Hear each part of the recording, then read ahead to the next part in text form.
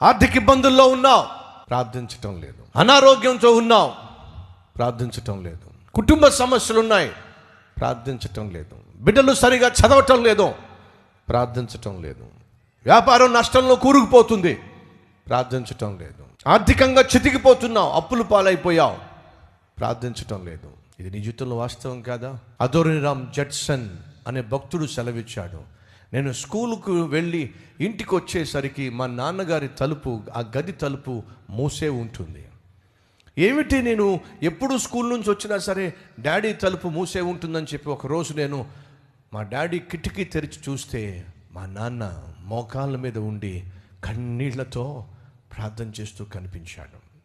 తండ్రులో, తల్లులో, మీరు ప్రార్థన చేస్తున్నట్టుగా మీ బిడ్డలకు కనిపిస్తుందా? ఒకసారి ఆలోచించండి.